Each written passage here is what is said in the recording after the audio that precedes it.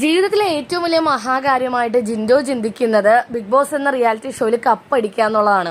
അവിടെ സ്വന്തം അച്ഛനോ കൂടപ്പിറപ്പിനോ കാമുക്കോ ഒന്നും സ്ഥാനമില്ല. അവരെ കൊല്ലാനും മടിക്കില്ല എന്നാണ് ജിൻഡോ പറഞ്ഞിരിക്കുന്നത്. നമ്മുടെ ഋഷിയും അർജുനും കൂടി ഇരിക്കുമ്പോഴാണ് ജിൻഡോ ഈ കാര്യം പറയുന്നത്. എൻ്റെ നിലനിൽപ്പിന് തടസ്സമായിട്ട് ആര് വന്നാലും ഞാൻ അവരെ തട്ടിക്കളയും.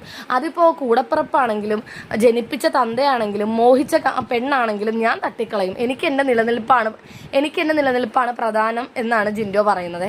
അർജുനൊക്കെ ഇത് കേട്ടിട്ട് ചിരി വരുന്നുണ്ട്. അതിപ്പോ ബിഗ് ബോസിൽ നിൽക്കുന്നോണ്ടല്ലേ അങ്ങനെ പറയുന്നത് എന്നുള്ള രീതിയിൽ എന്തോ അർജുൻ പറയുമ്പോൾ ഇവിടെ നിന്നല്ല, ഇവിടുന്ന് പുറത്തിറങ്ങിയാലും ഞാൻ അങ്ങനെ പറയുള്ളൂ. എൻ്റെ നിലനിൽപ്പിന് ആരെങ്കിലും തടസ്സമായിട്ട് വന്നാൽ ഞാൻ തീർത്ത് കളയും.